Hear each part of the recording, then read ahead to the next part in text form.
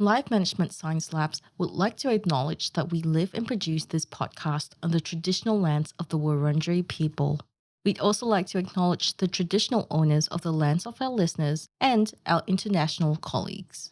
We'd like to pay our respects to their elders past, present, and emerging.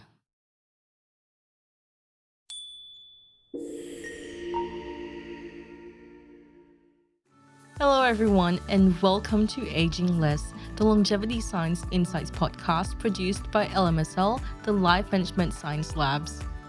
We are champions of life management science, providing structured insights informed by science and inspired by practice on key aspects of conscious living.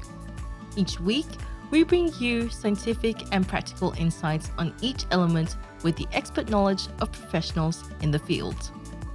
I'm your host, Marie Stella, coming to your ears from Nam, Melbourne, Australia. Let's learn together. By now, it's not really a secret that what ends up in your stomach affects your vitality. But did you know that it can also affect your odds at reproduction? A couple of years ago, a study found that green tea could potentially improve sperm counts. And conversely, foods that are processed, high in sugar and saturated fats have been found to negatively affect sperm counts. Hello and welcome back to Aging Less, the Longevity Science Insights podcast. Today, we're exploring how food choices may shape sperm quality, hormone balance, and even the odds of fatherhood.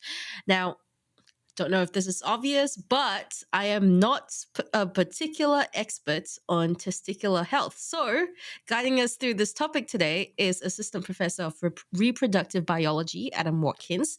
He's currently based at the University of Sheffield and has spent much of his career researching reproductive health. And at present, he's looking into how paternal diet impacts male reproductive fitness and post-fertilization development. That was a bit of a mouthful, but hi, Adam. Welcome to the show. How are you going today?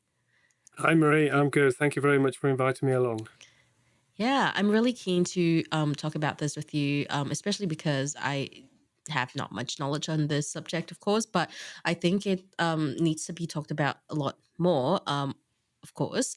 So why don't we start by having you tell us about your background and what compelled you to pursue reproductive biology?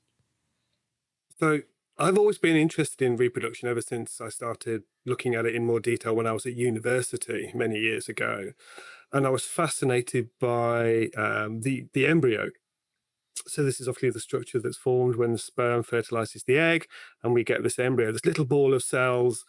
And the fascinating thing about it is that it has all the information it needs to create a brand new person. So this little cluster of cells knows exactly what it needs to do. And I was fascinated by how did that work? How does it do it? And how might things go wrong? And so I started to do a lot of research in looking at the influences of diet, particularly the diet of the mum, and how that might shape the health of her offspring. And while I was doing that, I was thinking, why aren't we talking about the dad? Why is nobody looking at what the father's contribution and his health and his diet might be? Why is it all focused on the mum? And so several years ago, we started to then shift our research into looking at how might the diet of the dad at the time he becomes a dad, how might that influence how his children or his offspring develop? Yeah, well, it's kind of wild, isn't it? Like, do you still get fascinated by it after all these years of researching? Absolutely, absolutely. The amazing ability of biology to take something like a sperm and an egg, combine them together, and make a complete brand new individual from that, and then do it again and again and again and again. So that aspect always astounds me.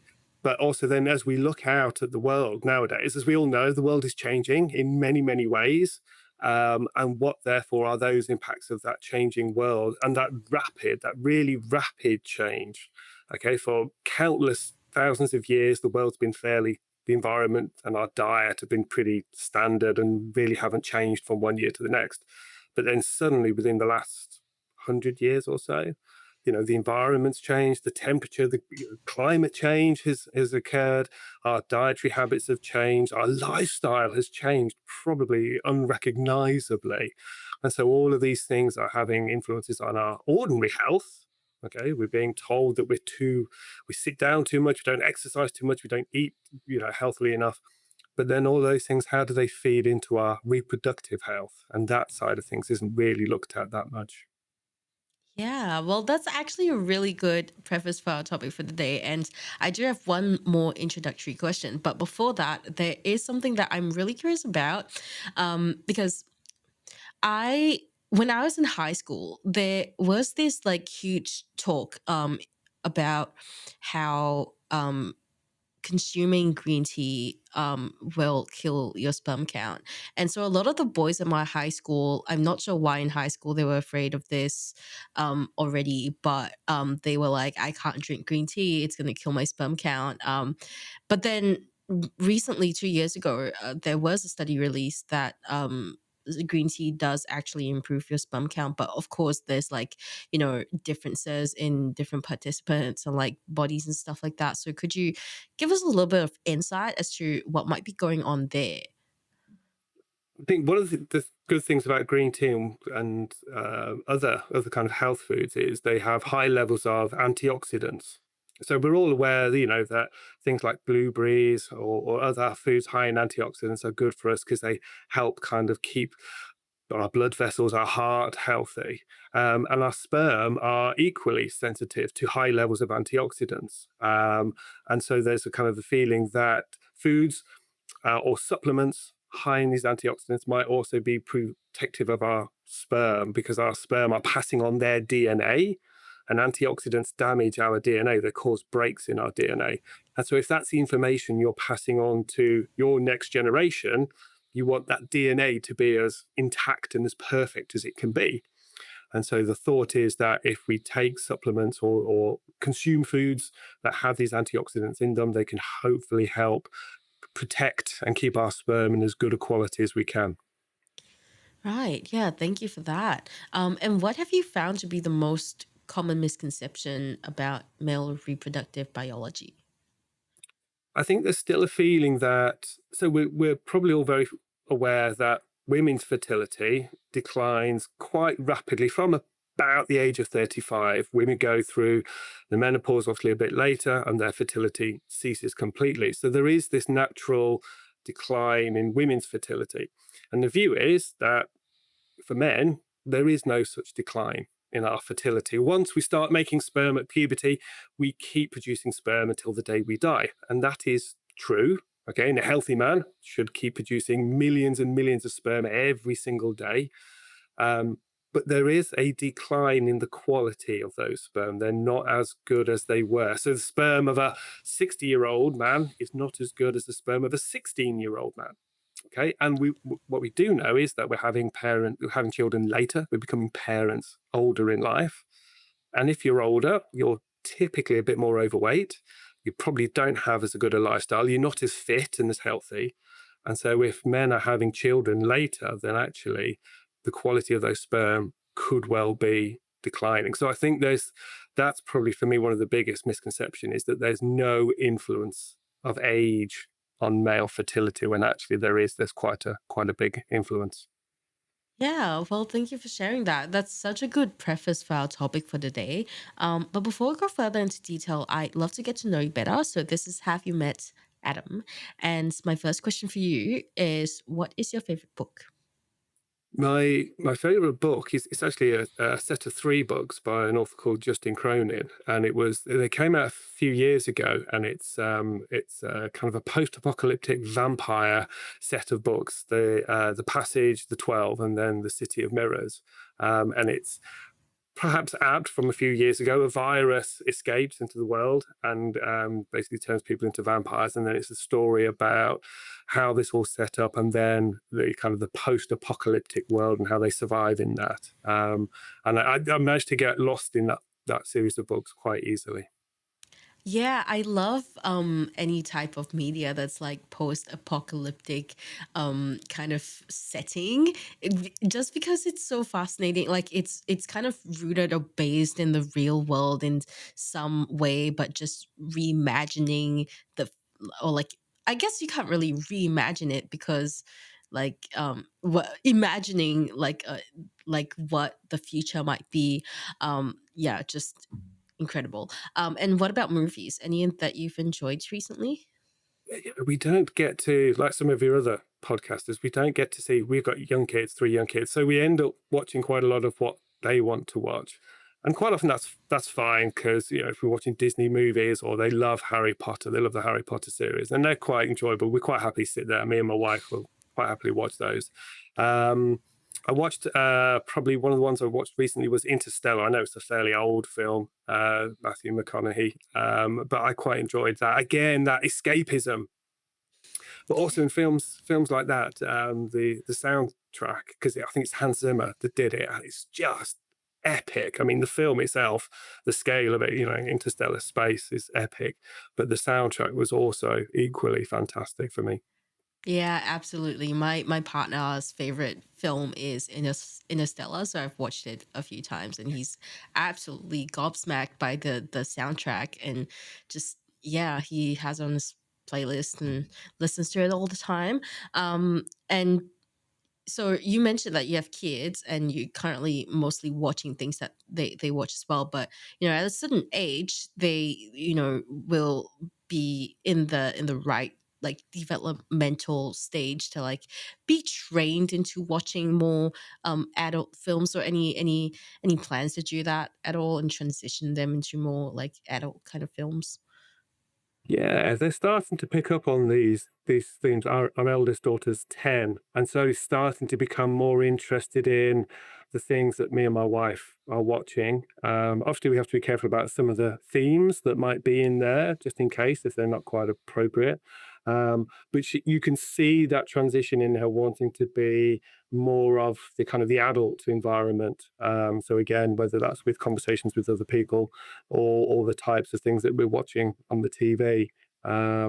And in one way, that's good. That's a natural part of development of children as they start to become more interested in what's going on in the adult world. So, yeah, I think we'll start to see a shift in the films that she's starting to want to watch. Yeah, that's exciting. And hey, you can look forward to potentially watching films that you want to watch that she can watch too. Yeah. Yeah, films that we grew up with when we were teenagers that we quite like. Although quite a lot of those films are now have been kind of remade a few times, Yeah. and of course we sit there, no, you want to watch the original. It's much better than the remake. And what are some examples of these?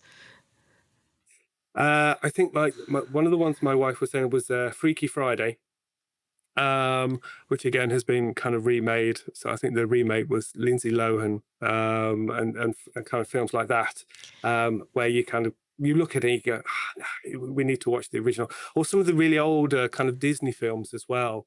I mean, the new ones are fabulous, but some of the kind of the older Disney films that we like to watch. Yeah, just absolute classics for sure. Yeah, yeah. Yeah, the in between solution I have is like just watch the two of them back to back, and then you argue it out later, right? And as for podcasts, are there any that you're listening to at the moment? Do you listen to podcasts at all? I don't tend to catch up too many podcasts. One thing I do catch up on is so we have a European Society of Human Reproduction called ESHRE, and they do on Twitter. They take a piece of research and they'll kind of open it up over the course of about 24 hours over a weekend, and they'll discuss it and critique it and dissect it, and everyone can ask questions, and they've got experts on there to kind of answer those questions. And that's quite a nice way to catch up on other bits of research that I may have missed, or to see other people's opinions of something that I'm aware of but didn't have much understanding of. And so they run those quite often. I've been involved as an expert myself, and that's quite nice to be on that side of it. But it's also nice to kind of just sit there and slowly digest things over the course of a weekend. Yeah, that sounds like a really exciting one. What was the podcast called again? It's on Twitter. It's called a journal club. So they'll take Mm, a published bit of research and they'll do that. But it's by the European Society for Human Reproduction and Embryology, ESHRE. And yeah. it's just on Twitter. And then so you get all these questions being asked and all these responses. And the questions kind of roll and rotate over the course of a weekend as well. So it's quite interesting to see where they end up and the kind of the spontaneous topics that also get picked up on there as well. Amazing. All right, my last question for you is: has there been a course or a class that you've taken that has inspired you? Yeah, there's a fantastic course that's run in America, up on the East Coast, up a place called Woods Hole. So it's near Martha's Vineyard. So it's kind of northeast of America, and they run this 6 week long course where they do all aspects of reproduction, both in say mice, but also in, because they're right on the coast, they also do aquatic reproduction as well. So they'll do sea urchins and things like that, and it's a fantastic place to be, but it's also a fantastic course to go and just kind of be immersed in all of this understanding of reproduction. And they do lots of different techniques, so they get really fancy microscopes in. It's a wonderful kind of thing to go and be part of, and I was very lucky to go out there a few years ago, and just be there and be part of this course. Yeah, that sounds really interesting and very hands-on. It is, and that's kind of part of the idea of it. So it's for a whole range of people, people who might want to go into research, like myself, but also people who might want to go into things like IVF and human-assisted conception, because again, those kinds of processes, we're taking sperm, we're taking eggs. Sometimes we're injecting the sperm directly into the eggs to fertilize them. If there's problems with the sperm and they don't swim, so it can be a very, very hands-on. And of course, the sperm and the egg are absolutely tiny. The sperm is the smallest cell in the body. And so you have to use these really high powered microscopes and these fancy manipulation setups to do this. So it's fascinating to watch. Yeah, well, thank you for sharing all of that with us, Adam. It's been a pleasure to get to know you better. Now, I think it would be a great time to move on to the interview. And I would first love to get your definition of longevity. So I suppose you could look at this in lots of ways. The obvious idea is, how long do we live, but also how well do we live? And I think that that's a big focus. Now, we know that globally we are living longer, and some societies are doing that better than others. Japan is one of the, probably the top ones off your head. They have a very good ability to live long, but also therefore there's then a focus on living well. It's not just about trying to get as old as you possibly can. It's trying to age as well and as healthily as you can. Um, and so for us in our research, that kind of has two meanings to some extent, because of course we're all aware of the idea that as an adult, if you live a healthy lifestyle, you'll probably be fairly healthy. And so we often think that the product of our longevity is what we do at that point in time. But for our research, it kind of also suggests that how you develop prior to birth in the womb, how you grew and how your parents were and their health, can also influence whether you become healthy or unhealthy as an adult as well. So I often see there's that both ends of the spectrum, literally both ends of the aging spectrum. There's what you do as an adult, but then there's also potentially what your parents did before they became parents.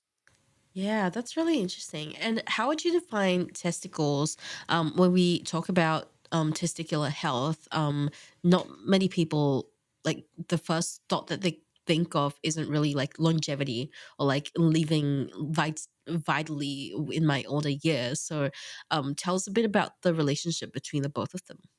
Yeah. So obviously, for men, the testicles are the site where sperm are produced.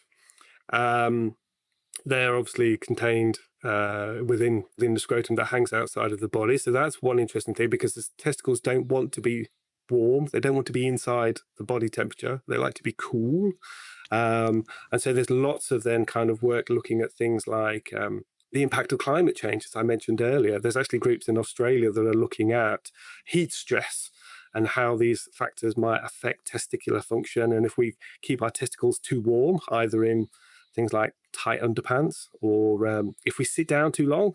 So there's been a lot of work looking at things like truck drivers that obviously kind of keep their testicles probably a bit too warm, or as I mentioned, climate change now, and how does that impact on it? And so as I mentioned earlier, we were thinking that sperm just constantly being produced and are constantly of good enough quality, but we now know that actually, as we get older, that sperm quality does decline, and so it's not as good. So there is that influence of age on the quality of our sperm, and therefore what information are we passing on in those sperm to our next generation, and how are we influencing their longevity and possibly the grandkids' longevity and the great grandkids' longevity. Right. So it's more about like intergenerational longevity in a sense. Yeah, there's a lot of work to kind of look at, does the influence of your parents or your grandparents, we used to say, the adage that we used to say was, you are what you eat. Kind of in our research, we're now starting to frame that as, you are what your parents ate, or you are what your grandparents ate. Because there's lots of work that's looked at things like uh, human data from things like the Second World War, where people underwent particular famine or starvation or periods of poor quality nutrition, and how that might influence. And because that was obviously 1940s, 1930s, we now can look at the children of women who were pregnant during that time and their children and possibly their children. We can start to see, do some of these influences of our parents go on more than one generation, or is it completely reset within our children? You go back to square one, and we're still trying to work that one out a little bit, but it does seem to, there are echoes that go across generations. Yeah, I'm also really curious about we talked a little bit about this at the start of the episode about how many of us kind of just associate conversations about fertility with women and their reproductive health. But I would love for you to expand a bit more on why male fertility is just as important, especially in the context of longevity and overall health. Yeah. So if we look at kind of incidences of, let's say, infertility, then pretty much 50% of the cases of a couple needing some help and some assistance with their fertility is due to a male factor issue. So male fertility, male infertility is just as important as female fertility and infertility. I think what we then, certainly from then, things like IVF, there's a lot of focus on trying to improve the women's health and get the egg better. But we kind of seem to forget about the sperm, which is a bit, in my mind, a bit crazy, because that's 50% of what's hopefully going to make up this baby. So I think we need to look at, in terms of longevity and male influences, and how that affects and shapes the quality of the sperm going forwards, because it is going to contribute 50% to this child. Yeah. And so, what are some of the lesser known testicular facts that you believe more people should be aware of? I think on top of the fact that your fertility does decline, and globally male sperm production is declining as well. There's work showing that across the globe, about men are producing about 40% fewer sperm than they did 30, 40, 50 years ago. And so I think perhaps for some men, there's the misconception that, if you can get an erection and you can ejaculate, then you're fertile. Okay.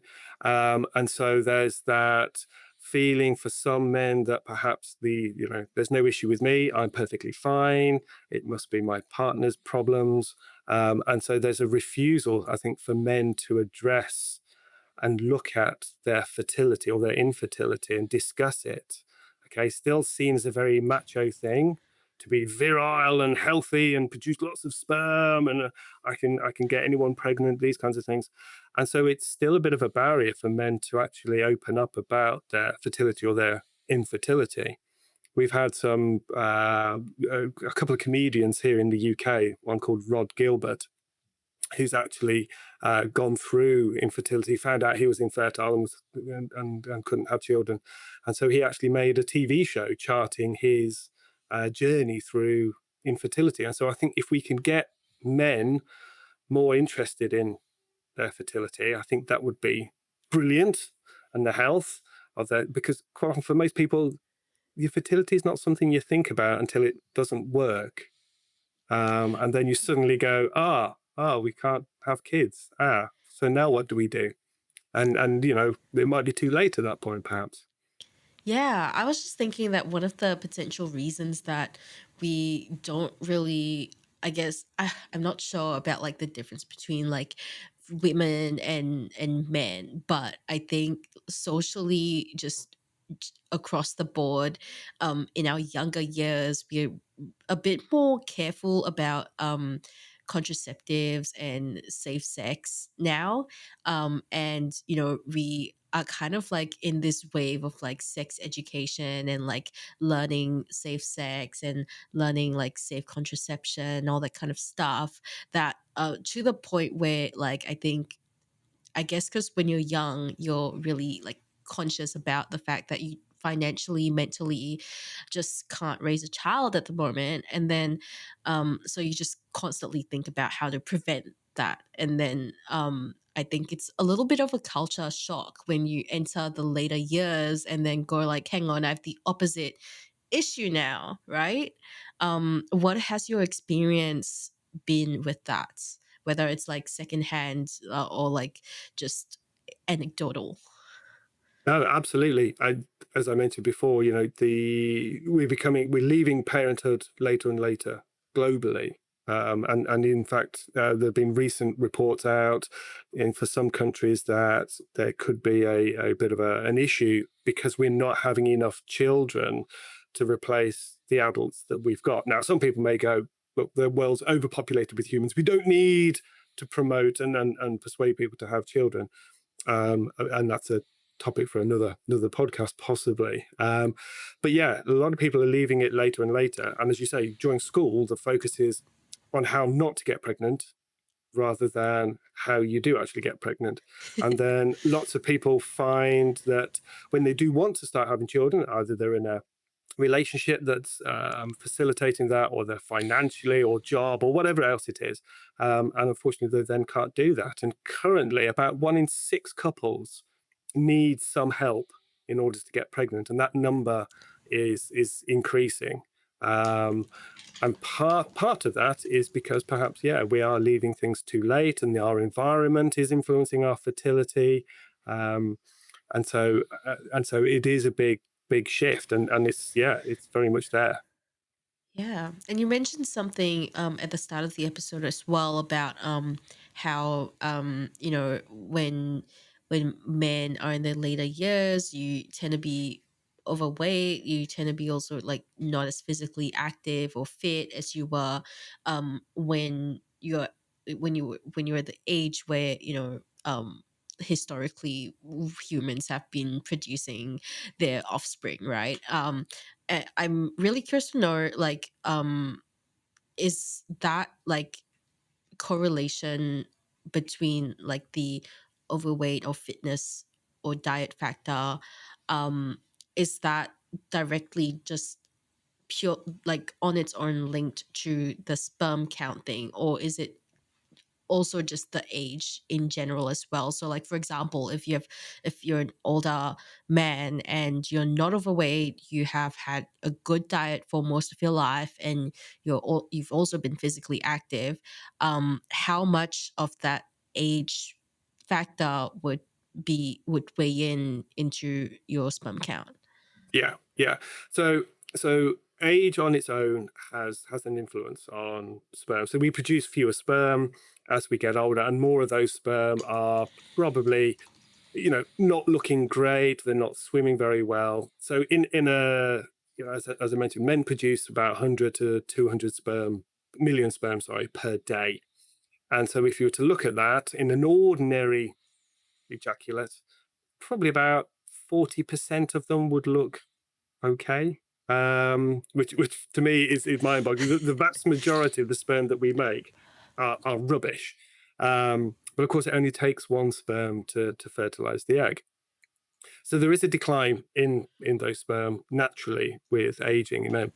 Things like obesity, smoking, recreational drugs, environmental pollution, heavy metals, those kinds of things, then aggravate that decline. And so if you're an older man with poor health for whatever reason, then you're going to find it more difficult potentially to become a father. Yeah. So let's talk a little bit about like we've talked about like what negatively affects sperm count, but what does the current research show about what kinds of diets or what kinds of nutrients or dietary patterns, etc., um, positively influences male fertility and sperm quality? Yeah, I mean it's the old boring story really of a healthy balanced diet. So as I said, we know obesity is not good for many reasons. So from just a physiological thing, so lots of fat around your stomach acts like a blanket over your testicles. It keeps them warmer, insulates them. And as I mentioned earlier, your testicles don't want to be too warm. So just having that insulation around your waist is not good. Fats also secrete a huge amount of hormones that can interfere. And so obviously for men, testosterone is the key hormone. That's what drives our sperm production and also things like our bone health, our muscle strength, that kind of thing. But if there's too much fat, you start to make too much estrogen instead of testosterone. And so, from a hormonal perspective, the engine that drives your testicles, that starts to shift from a male hormone basis to a kind of a female hormone basis. So again, that's not good. And then we also know that things like inflammatory markers, the fat secretes lots of inflammatory markers, which again damage the sperm and damage the DNA in the sperm. But also things like smoking, recreational drugs, even things like taking very high levels of protein intake. So people think, I've got to produce sperm, I've got to take loads and loads of protein, and actually very high levels of protein are not good. So having too much of things is not good, and having too little of other things is not good. It's trying to find that balance of it's the boring thing, the healthy balanced diet. If it's good for your heart, it's probably good for your testicles. Okay, yeah, that's good to know. Yeah, and okay, what really surprised me was actually the protein part. I always heard that like too much protein can be bad for you, of course, like with everything else, right? Like too much water can also be bad for you.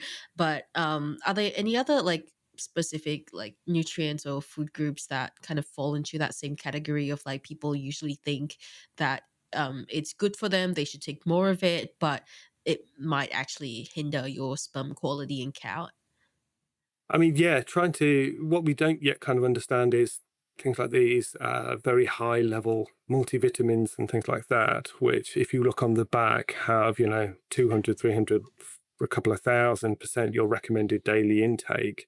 Some of them, yeah, things like high levels of vitamin C, any excess you just wee out, they just come out in your urine. Other things might actually then kind of get stored within your body, and we don't quite know how that might influence having high levels of these kinds of vitamins and minerals. We don't know.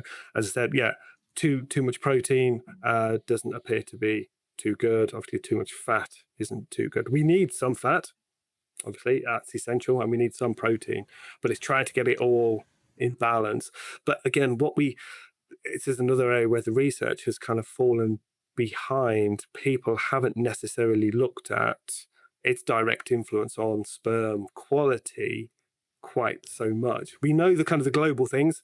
If you lose a bit of weight, that's good. If you stop smoking, that's good. If you don't drink so much, that's good. But what about these other elements in our diet, and how do those influence sperm quality? We haven't yet quite got there on that. Yeah. And in female reproduction, stress and other lifestyle factors are they've been known to affect reproduction, right? So what was it like on the male reproductive ends to how much of the lifestyle factor in stress part affect their fertility? Yeah. Stress is another big one, and so often, if you look at things like couples undergoing things like IVF. Obviously, it's a very stressful time. Obviously, they've realized that they can't have children naturally. They may not be able to have their own biological children. They're going through various procedures. It's costly. It's incredibly stressful. And just as it is has a negative influence on female fertility, it also negatively impacts male fertility as well. And so quite often you say, go away, relax, try and have a nice weekend. Don't worry about trying to have sex or everything like that. Just let things try and happen as naturally as they possibly can. And quite often you find that just trying to get them to de-stress is actually quite a good way to kind of get things moving in lots of ways. But yeah, stress is the negative influence for male fertility as well.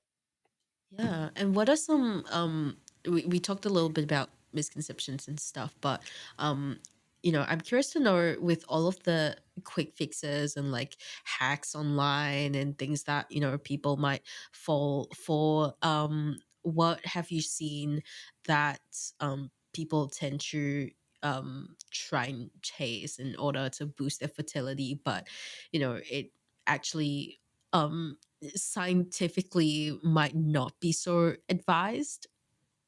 I think there's a growing market for kind of herbal or natural remedies, and so there's lots of things out there that take this root extract, take this plant extract, take this supplement, and it'll boost your fertility. Or in men, it'll boost your testosterone. You don't have to go too far on the internet to find things to boost your testosterone, because testosterone does decline in men as you get older, and so if you want to kind of increase, so the feeling is to try and increase your virility or your strength or whatever else, take these supplements. Quite often we don't know what's in them, and certainly kind of untested natural compounds, there might be a whole range of different things in there that haven't necessarily been tested, and we don't necessarily know what they do or what side effects they might have. So I think that's one kind of an issue that we have to be careful of. I think there's also what's probably going to start happening is these weight loss jabs as well. So Wegovy and other things like that, because we know that being overweight is not good for fertility. You might start to find lots of people that take them either going into pregnancy or during pregnancy. And again, we've had a bit of advice here in the UK for women not to take the weight loss jabs during pregnancy because we don't know what effect it might have. So as these products start to come onto the market and show very promising effects for one area, we have to be careful that people aren't taking them that might affect another area, such as their fertility. Yeah. And what is your best advice for people when it comes to like evaluating these fertility related claims on social media or in the wellness industry? Yeah, there's lots of. I wrote an article recently, and I think this is possibly, it might have been one of the reasons why you guys approached me about DIY at home fertility testing kits. So again, as I said, people don't want to talk too much about their fertility. People are still a bit about talking about sex. I know you've had some fantastic podcasts on various different aspects of sexual relationships and things like that, which is brilliant. So I think people like the idea of, let's do a quick at-home DIY kit and check our fertility. But the problem with a lot of those kits is they only measure one area of fertility, so maybe one hormone or something like that. And whilst that hormone is important and is linked to fertility, it doesn't give you the entire picture. So as I'm sure you can probably appreciate, biology is complicated. There's lots of things going on, and our fertility is regulated by lots and lots of different mechanisms. So some of these like online kits or online things might give you a false impression of your fertility and might give you the idea that you are fertile when actually it's more complicated. There was another thing as well recently about taking decongestants. Women should take decongestants to increase their fertility, because the idea is that a decongestant helps free up the mucus in your lungs, and cervical mucus might therefore also be thinned, which might allow sperm to get through. But actually, the evidence is, well, there virtually is no evidence. But yet, there's lots of influencers out there saying, oh yeah, take this decongestant because it'll help you get pregnant really quickly. And it's like, there's no evidence of it. The theory, you could go, okay, I can see that. But in reality, it probably has very little influence on their fertility at all. Yeah, as a chronic sinus issue recipient, please leave the decongestants for people like me. We actually suffer so hard. One time there was a brand that I really I was really loyal to because there was just the tiniest bit of like drowsiness effect, which is really good for nighttime. And they've like completely stopped manufacturing it. And of course I can't blame it on, like, there is no evidence to suggest that like it's because of these people, but I have my eye on you. Don't take my decongestants. um my next question for you is, how quickly can positive dietary changes or lifestyle changes begin to show improvement in sperm quality or hormone levels? Do we know? We don't know exactly. So it takes about 75 days for sperm production in men. And then there's a bit of time where the sperm mature once they leave the testes, go into a part of the body called the epididymis, and they sit there and they mature and they get ready to be able to fertilize the egg. So all in all, it takes about 3 months, you're talking, kind of from start to finish. So that's often the advice given to intending fathers who are in, let's say, the IVF clinic. Go and change your lifestyle, come back in 3 months, and we'll have a look at a fresh batch, a complete brand new fresh batch of sperm. Certainly, losing, as soon as you start to lose weight and change your diet and change your lifestyle, stop smoking. I mean, if as soon as you stop smoking, it's beneficial for your overall health, all aspects of your health, as well as your fertility. What is the minimum time frame?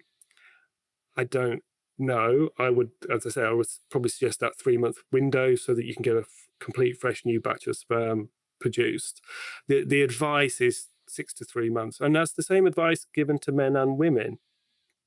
And this is one of those things that, this is probably where I start to get on my soapbox, which is, if you look at a lot of advice given on improving lifestyle and fertility, it's all tailored towards the woman. Okay, again, the onus is on women. Improve your fertility to improve the health of your children. Okay, because you are responsible. You are the one that gestates. You're the one that carries the baby during pregnancy. But why aren't we giving the same advice to both parents? Okay, both intending parents. Because as we all know, if you're going to go on a diet or change your lifestyle or do something, it's really hard if you're the only one doing it and your partner sat over there drinking, smoking, not exercising. That's a really hard thing to do. But if you're both doing it, if you've got a buddy doing it alongside you, it's a darn sight easier to actually implement those changes and keep going with those changes because you're both working towards the same goal. And so it still surprises me that so much of the information is tailored towards the woman. So Yeah. hopefully that'll be one of the things that we can try, and us and others are trying to kind of change that. Get men on board. Men, think about your balls. I love that. Yeah. And it's also like a really good, like, I suppose it's kind of a solution that solves problems on multiple aspects. The relationship aspect, you get to connect with your partner on a deeper level, and you get to go through this journey actively with them. And then also the side where your reproductive health is improved. So yeah, it sounds like, honestly, like a win-win to do it together. Yeah, I mean, if Yeah. you're both exercising, you can both see the benefits of it. You can both hopefully feel the benefits of it. You may well both be de-stressing, which again is going to be great for getting pregnant, having sex, and the quality of everything else. De-stressing yourselves. So kind of why wouldn't you do it? And you can probably motivate each other as well. If one of you doesn't really feel like going and exercising or having a healthy dinner or something like that, the other one can go, oh come on, we need to do that, and then you can both then reap the benefits of those lifestyle change is not only for your own health. This is the thing, from our research, it's not only the health, your own health, the chances of then having those children, and then hopefully the health of the children that you have. Yeah. Well, thank you so much for sharing that. I just have a couple more questions before we move on to the practices and habits segment. My one question that I was really curious about is, what are the biggest unanswered questions in the field of diet and male fertility? What do we not know yet? So what conventionally we've done with sperm, because they are so small, what we did, if a man was going into the IVF clinic, they would get a sample from him and they would look at it down the microscope, and they would look at its shape, whether it swims, whether it's bent, whether it's wonky, whether it's got two sperm heads on it, all of these kinds of things. They look at, they assess how it looks and how it moves. But that tells you very little about what's inside the sperm. And what we're starting to understand now is what that information that sperm brings. It's not just the DNA of the dad, but there's lots of other things in there as well that can shape how the embryo develops, how the fetus grows, how the mother's health is during pregnancy. This is something that we're really quite interested in. How does the health of the dad influence the health of the mum during pregnancy? And how does it shape things like the placenta? And because the placenta regulates maternal health during pregnancy and lots of things, lots of hormones get secreted. And so can the father influence not only the health of his offspring, his children, but also the health of his partner, the mother, as well? So we want to try and connect up these dots between, we know that poor quality health is bad for you. Okay, that's pretty well established. We're starting to understand that it might not be good for the health of the offspring. And how do we go along that chain and work out how do we get from the sperm? How do we get to an offspring that has poor quality health? Yeah, yeah. Once you guys figure that out, that would be groundbreaking. We'll have to do another one of these again. There's a lot of people around the world. I mean, Australia is fantastic for scientific research in reproduction. We always look, usually to the States and then to Australia, partly because you guys have obviously got so much cattle down there. So animal breeding, you do huge amounts of cattle and sheep breeding. So you've always had a very strong research focus on reproduction. And of course, with your changing climate as well, you look at the heat maps that you see of Australia during your winter, and it's just bright red because it's just everywhere is hot. And so things like the impacts of climate change on reproduction. There's a big focus of that kind of down there in Australia. Yeah, well, I honestly I can't be held responsible for that, but yeah, thank you for the shout out. Appreciate it. All right, I think now would be a good time to talk about the day-to-day application of what you have shared with us. So, for men looking to support fertility through diet, what simple changes would you recommend them starting out with? It's, as I said before, it's that really old, boring type thing. If you're thinking about becoming a parent, try and, I know it's not easy. I know not everyone does it. I can't say that we did it either as a parent. Don't do as I do, do as I say, kind of thing. Um, think about it beforehand. If you can look at your lifestyle, okay. If you are overweight, losing a bit of weight is going to help. Okay, if you do smoke, that's probably a real big one. Try and stop. Interestingly, we don't yet know what the impact of things like vapes are yet on fertility. They're touted as a healthy alternative to some extent than smoking. Yes, it's probably, out of the two things, vaping is probably better because it contains fewer nasty chemicals, but we still don't know that it's good. Okay, so things like vaping and smoking, it's probably best to stop. Cut down your alcohol intake, and just look at your diet. Okay, it's a healthy lifestyle. Yeah, you've got to also think about when it's smoking versus vaping. Vaping is more like socially accepted indoors, so you probably, even if the chemicals aren't as harsh, you might be doing it more often depending on like what your habits are. So that's something to think about as well. And I'm curious to know, anecdotally or secondhand, firsthand experience, what are the biggest struggles or challenges when it comes to making these lifestyle changes? Like what are the typical like problems that men run into? What is your advice for solving them? Uh, I mean, obviously, it's just trying to keep it going. I think because we feel that all the man is contributing is the sperm, his DNA at the point of conception. That's it. That's the typical view that we've always held. And so the feeling was, well, if I can make sperm, then I don't need to worry about other factors such as my lifestyle and things like that. And so I think getting the mindset in men to be changed is a key thing. And I think if we can do that, then if men appreciate what the significance is of then being healthy before they become a dad, then they're probably more likely to stick at it. Okay. If you can see what the goal is and what the purpose of these lifestyle changes are. And I think that then comes back to this idea of bringing men into the equation and the discussion about fertility.